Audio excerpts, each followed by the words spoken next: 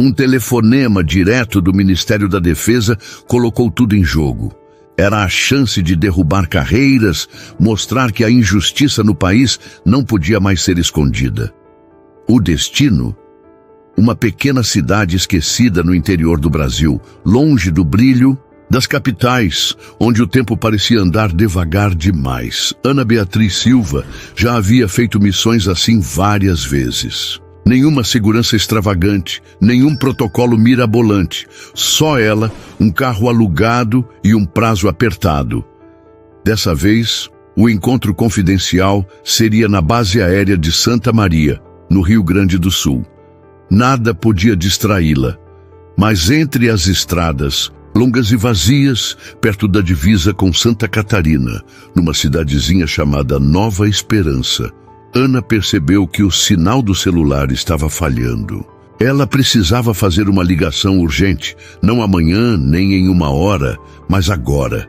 Foi quando avistou um posto de combustível simples, meio caído, chamado Posto Esperança. O lugar não tinha nada de especial, mas era o suficiente para 1 minuto de silêncio e privacidade. Ana estacionou o carro perto da lateral do prédio, longe da porta principal, onde alguns moradores conversavam encostados em seus carros, trocando histórias sob o calor sufocante da tarde. Ela nem pensou 2 vezes. Para Ana, aquele era só um lugar para fazer sua ligação crucial. Com o dispositivo seguro em mãos, ela caminhou até um canto onde o sinal fosse melhor e colocou o telefone no ouvido. General Silva, confirmando identidade e iniciando o briefing. Falou com voz baixa e firme. Do outro lado da linha, o oficial do Ministério da Defesa iniciou o briefing imediato. Informações sensíveis, ordens em tempo real, segredos que só poucos tinham autorização para ouvir. Ana mantinha os olhos atentos, olhando de leve para o entorno, do jeito que foi treinada, enquanto seu foco permanecia na ligação. Mas então, alguns dos moradores ao redor do posto começaram a olhar na direção dela, curiosos, incomodados. O clima mudou. Ela não tinha nada a ver com as pessoas que costumavam passar por aquele posto de beira de estrada. Nem de longe parecia alguém com autoridade. Não usava uniforme, nem tinha crachá pendurado no pescoço. Ana Beatriz vestia roupas simples, um jeans surrado, tênis verde-oliva, uma jaqueta folgada e um boné puxado bem para baixo, escondendo o rosto.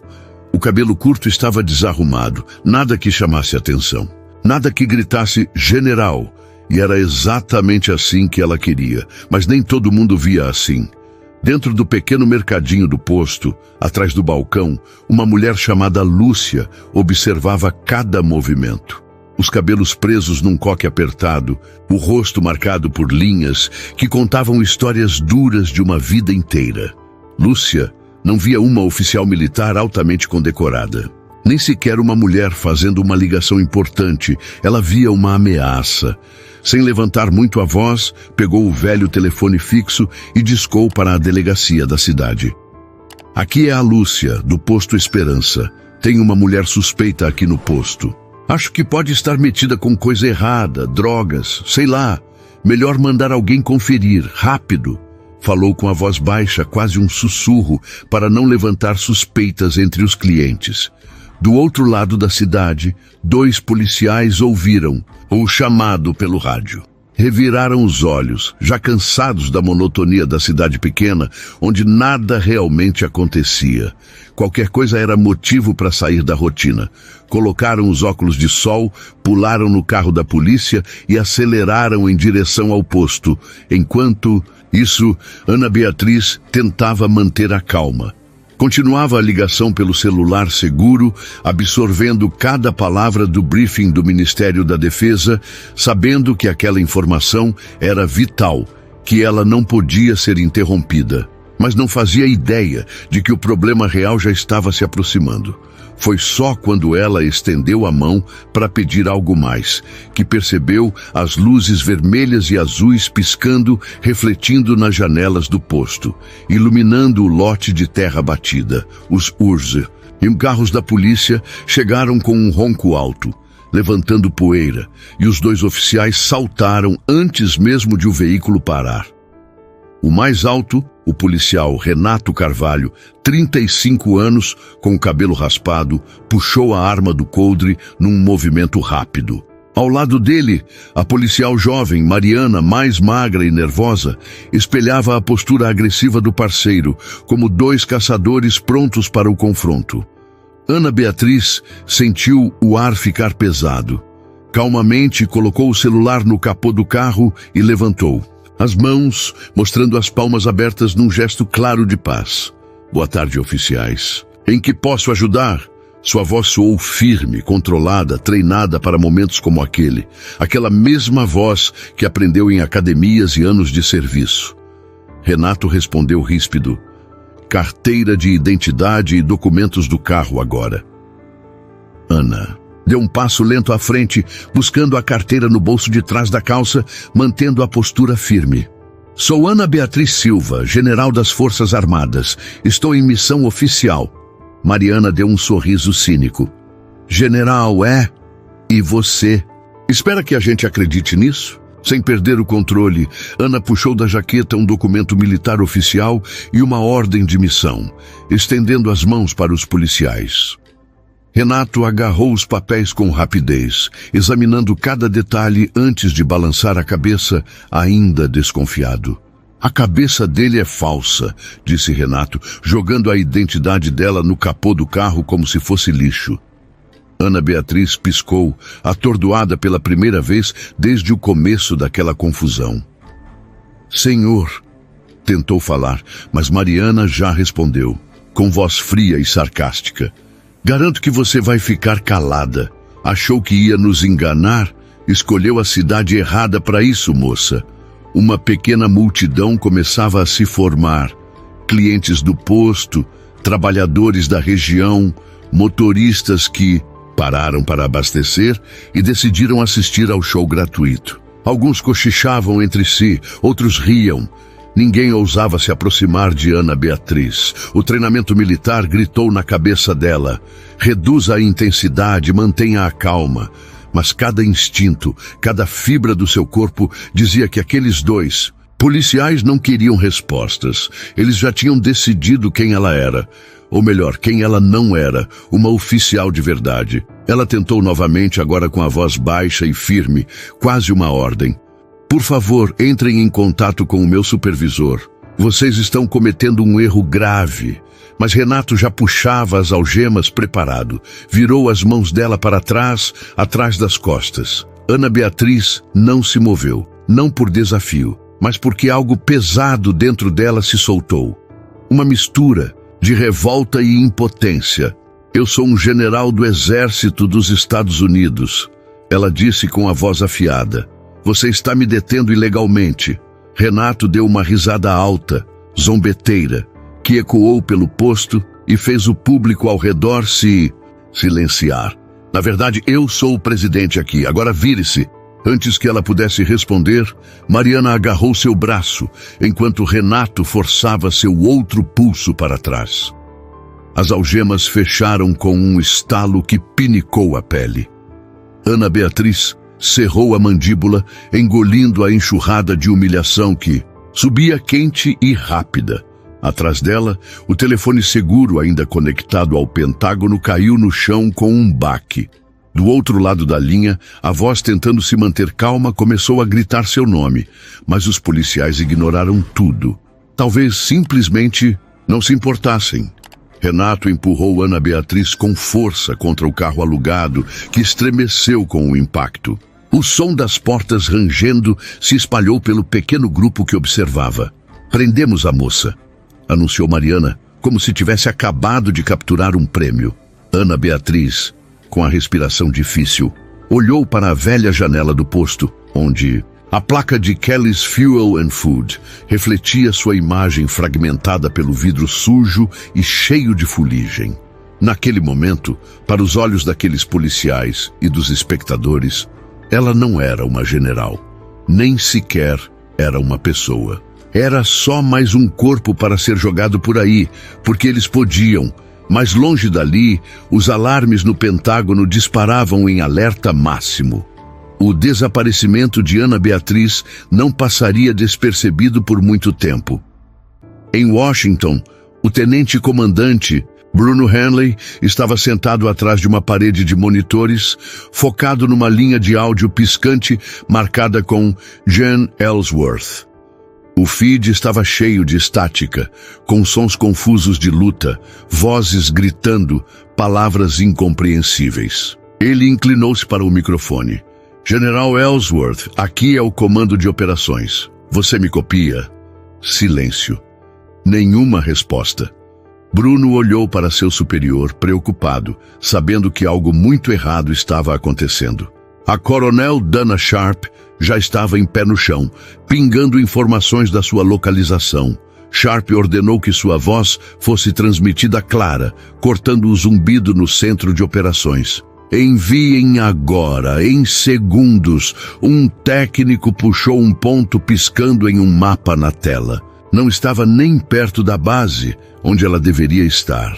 O ponto marcava um posto de gasolina logo depois da rodovia 171, em Mosswood, um lugar que a maioria dos funcionários do Pentágono jamais ouvira falar. Sharp inclinou-se sobre o ombro de Bryce, mandíbula cerrada. Coloque a segurança de Barksdale na linha e conecte-me com Jag. Se aconteceu algo com a Naomi, estamos voltando para Mosswood imediatamente. Enquanto isso, Naomi estava sentada no meio-fio, algemada, costas contra a parede do posto. Delaney pairava sobre ela como um pesadelo. Qual é seu nome verdadeiro? Para quem você está trabalhando? Naomi soltou um suspiro lento pelo nariz. Vocês têm minha identidade, minhas ordens de viagem, tudo o que precisam está ali. Cooper, bufou impaciente. Senhora, você está a cerca de 2 segundos de ser detida por obstrução. Não empurre, avisou Naomi, sem entregar nada que pudesse dar a eles a satisfação de vê-la implorar. Com o canto do olho, ela viu as pessoas pegando seus telefones, gravando, sussurrando. A gerente Paula ficou parada na porta, braços cruzados, sorrindo como se estivesse assistindo a uma briga de quintal. A situação já estava fora de controle e ninguém parecia interessado em pará-la. De repente, o rádio de Delaney ganhou vida. Unidade 3, confirme que tem o sujeito detido. Cooper agarrou o rádio do cinto, respondendo com voz afirmativa. Sim, feminina, início dos 40 anos, recusando-se a cooperar. Uma pausa, e então veio o alerta. Seja avisado, o assunto está sinalizado. Repetição. Federal sinalizado Pentágono. Liberação de contato de emergência iniciada. Aguardar novas ordens. O sangue sumiu do rosto de Cooper. Delaney deixou cair o sorriso presunçoso, murmurando. Que diabos? Naomi, sentada, não disse uma palavra. Só olhou firme para eles. Cooper, nervoso, se atrapalhou com as chaves enquanto desbloqueava as algemas sem encontrar coragem para olhar nos olhos dela. Murmurou algo que soou no meio do caminho entre um pedido de desculpas e uma tentativa de respeito. Naomi se levantou lentamente, flexionando os pulsos onde o metal havia marcado a pele. A multidão ficou em silêncio mortal. Até o sorriso de Paula sumiu. Ela pegou o telefone do chão. A tela estava quebrada, conexão perdida. Informações sensíveis, possivelmente comprometidas. Olhou para os 2 oficiais, olhos frios. Vocês vão se arrepender disso. Não amanhã, não na próxima semana. Hoje. Cooper abriu a boca para discutir, mas um novo conjunto de luzes piscando iluminou o estacionamento. Não eram os policiais locais. Era um comboio de SUVs pretos da base aérea de Barksdale cantando pneus no asfalto. Mas Naomi não esperava reforços. Ela já se preparava para o que precisava acontecer. As portas dos SUVs se abriram quase em uníssono, como em um filme, mas não havia glamour. Os oficiais de Barksdale se moveram com pura urgência, sem sorrisos ou cumprimentos. Apenas ordens curtas e rostos tensos. Liderando a equipe estava o tenente-coronel Darren Mosley, na casa dos 40, olhos afiados, e não estava ali para fazer amigos. Cruzou o estacionamento em passos longos, com uma pasta debaixo do braço, fixando o olhar imediatamente em Naomi. General Ellsworth, está ferida? Perguntou, a voz ecoando no local. Naomi balançou a cabeça uma vez. Não, coronel. Pequenas escoriações, a maior lesão foi para suas carreiras. Cooper e Delaney se moveram nervosos, percebendo tarde demais o quão fundo estavam metidos. Os oficiais da Força Aérea fecharam rapidamente as fileiras ao redor de Naomi, posicionando-se entre ela e os policiais de Mosswood, sem hesitar. Mosley virou-se para os oficiais locais, rosto duro como pedra. Vocês estão aqui, ordenados a renunciar enquanto aguardam o julgamento federal. Qualquer ação adicional por parte de vocês poderá ser interpretada como obstrução da justiça. Juiz Cooper gaguejou. Nós não sabíamos quem ela era. Isso não é desculpa. Mosley interrompeu com voz firme. Você tinha documentação na mão, tudo o que Delaney precisava. Delaney tentou bancar a durona, mas ainda agia de forma suspeita. Mosley o encarou por um longo momento e, quase sussurrando, disse: Você viu uma mulher negra numa ligação telefônica e tomou uma decisão que vai carregar pelo resto da sua vida. Com eficiência, a equipe da Força Aérea colocou Naomi em um dos SUVs, certificando-se de que ela estava confortável enquanto o comboio começava a se afastar. Naomi olhou para trás apenas uma vez, o suficiente para ver Cooper enxugando a testa com a mão. Trêmula e Paula correndo para dentro da estação como uma barata sob a luz da cozinha. No veículo, Naomi não falou muito. Apenas olhou para fora da janela, para o trecho infinito da rodovia, pensamentos correndo mais rápido que o SUV. Depois de um silêncio, o coronel Mosley quebrou o silêncio. O Pentágono está coordenando uma operação completa. A Corregedoria e a Divisão de Direitos Civis estão envolvidas. Essa investigação vai ser pública, disse ele. Quer Mosswood goste ou não. Naomi não acenou, não sorriu, não recuou. Eles deveriam saber melhor, respondeu simplesmente. Mosley assentiu em acordo. Eles vão descobrir como é ser vistos pelo que realmente são. O comboio acelerou, passando por campos de grama alta e inclinada, postes telefônicos, rumando para a base aérea, onde a autoridade e dignidade de Naomi seriam finalmente reconhecidas. Mas ela sabia que a verdadeira batalha estava apenas começando. Desta vez, todo o país estaria assistindo. Antes mesmo de Naomi terminar seu debriefing em Barksdale, alguém já havia postado nas redes sociais um vídeo granulado, cru, filmado por celular. Mostrava 2 policiais de Mosswood algemando uma mulher que calmamente explicava ser uma general do exército americano, sem gritos, sem resistência, apenas o olhar inconfundível de quem está sendo despojado da própria dignidade por pessoas cegas pela arrogância. O vídeo se espalhou, como fogo pela manhã. Mosswood não era mais apenas um ponto esquecido no mapa da Louisiana. Era o centro da indignação de uma nação crescente. Nos noticiários, a história foi repetida à exaustão. Comentadores balançavam a cabeça em desgosto. Líderes dos direitos civis classificaram o caso como uma clara demonstração de discriminação racial e abuso de autoridade. Até organizações de veteranos, normalmente cautelosas para não entrar em águas políticas, emitiram declarações exigindo justiça para a General Ellsworth. De volta a Mosswood, o departamento de polícia corria para controlar os danos. O chefe Vernon Grady, um homem mais acostumado a caçar veados do que a lidar com a imprensa, tentava desesperadamente organizar uma resposta. As conferências de imprensa se formaram diante de um mar de câmeras, luzes piscando e microfones erguidos.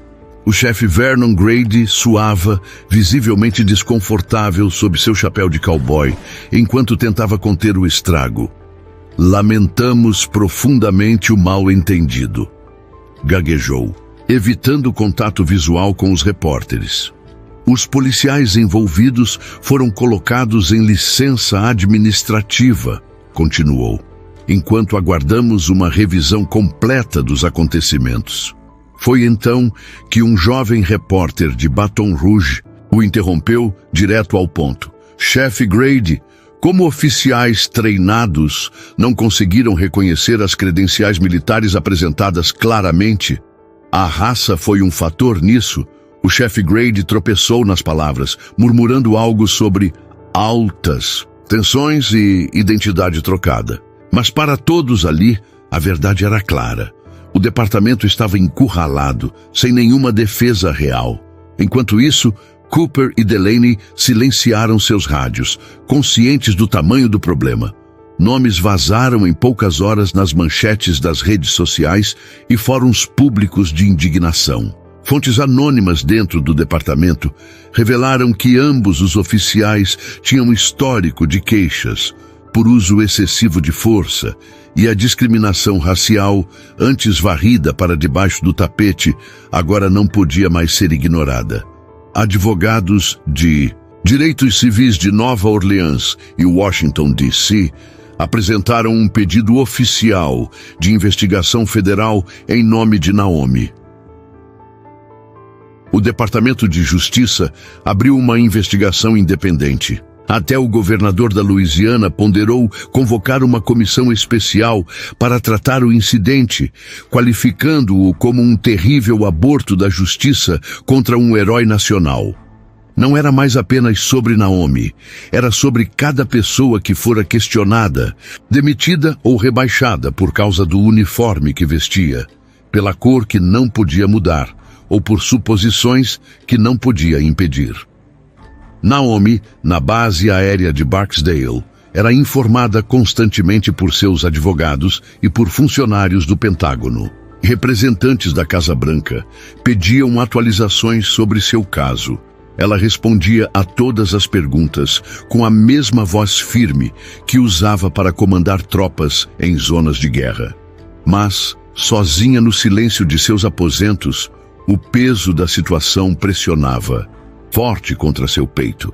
Não porque fosse surpresa, mas porque depois de todas as medalhas, todo o serviço, todo o sacrifício, nada daquilo parecia importar naquele estacionamento empoeirado de Mosswood. Ela jamais fugira de batalhas e, certamente, não começaria agora. Mas Naomi sabia que se fosse falar, teria que fazê-lo em seus termos. Não apenas por ela, mas por cada rosto silencioso que a observava das sombras. A coletiva de imprensa foi marcada para o meio-dia, em um sábado, fora dos portões da base aérea de Barksdale. As câmeras já estavam alinhadas, frenéticas e organizadas, em filas intermináveis. Microfones empilhados, repórteres murmurando pelo telefone, enquanto o ar quente e pesado carregava um zumbido diferente. Aquele tipo de energia que anunciava que algo grande estava prestes a acontecer. Algo importante estava prestes a acontecer. Naomi Ellsworth ficou atrás do pódio, vestindo seu uniforme completo pela primeira vez em meses. Os metais brilhavam contra o tecido azul profundo do seu traje. Os ombros estavam retos, o olhar inflexível. Ela não estava ali para entreter. Não estava ali para fazer ninguém se sentir confortável. O coronel Mosley se destacou ao lado, braços cruzados, observando protetoramente. Alguns altos funcionários do Pentágono o ladeavam, com expressões sombrias. Eles haviam oferecido a Naomi pontos de discussão cuidadosamente formulados, frases diplomáticas, um caminho seguro por aquele campo minado. Ela recusou educadamente. Quando Naomi finalmente falou, sua voz foi clara, cortando cada estrondo do tráfego e o clique das câmeras. "Meu nome é General Naomi Ellsworth", começou ela. "Eu servi este país por 29 anos. Soldados, líderes, aconselhando presidentes, defendendo os ideais inscritos na Constituição. Ontem, em Mosswood, Louisiana, nada disso importava. Ela fez uma pausa, deixando as palavras pairarem no ar quente e pesado. Não fui julgada pelo conteúdo do meu caráter, não pelo uniforme que ganhei, mas pela cor da minha pele e pelas suposições feitas sobre mim por causa disso. Os repórteres rabiscavam furiosamente, mas Naomi não falava para eles. Ela falava para as pessoas que tinham visto o vídeo, que sentiram aquela pontada familiar no estômago.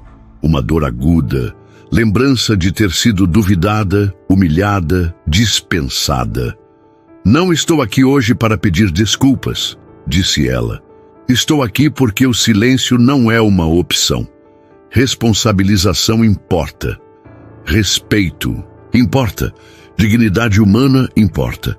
E nenhum desses valores é negociável, seja pelo preconceito de alguém ou pela ignorância de outro.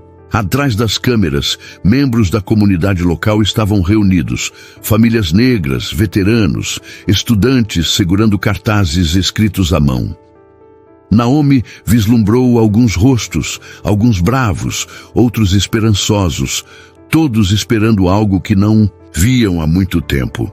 A verdadeira injustiça da liderança não é nova, continuou Naomi, apenas mudou de forma. Ela acontece quando um número suficiente de pessoas decide desviar o olhar. Ela terminou sem dramatizar, sem slogans ensaiados, apenas dizendo a verdade. Eu não fui humilhada ontem, eles foram, e a história se lembrará assim. Sem esperar perguntas, ela se afastou do microfone. Os aplausos começaram pequenos, tímidos, mas cresceram rápido, viraram algo real, algo vivo. Quando voltou para a base, Naomi não andava mais rápido nem mais devagar. Movia-se no ritmo constante de sempre, um passo após o outro, carregando mais do que a própria história nas costas, porque ela sabia que o mundo não mudaria da noite para o dia. Talvez nem mudasse sua vida. Mas talvez, só talvez, algo tivesse mudado um pouco, porque ela se recusou a ficar em silêncio. Quando você é tratado injustamente, sua voz é a maior arma que tem. Fale a verdade, mesmo que suas mãos estejam tremendo. É essa força, essa coragem que mostra em quem você acredita, na defesa da dignidade e da responsabilidade. Compartilhe essa história. Fale alto quando ver algo errado. A mudança começa com pessoas dispostas a chamá-la pelo nome. Quer que eu adapte isso para um vídeo, um roteiro para seu canal ou algo mais?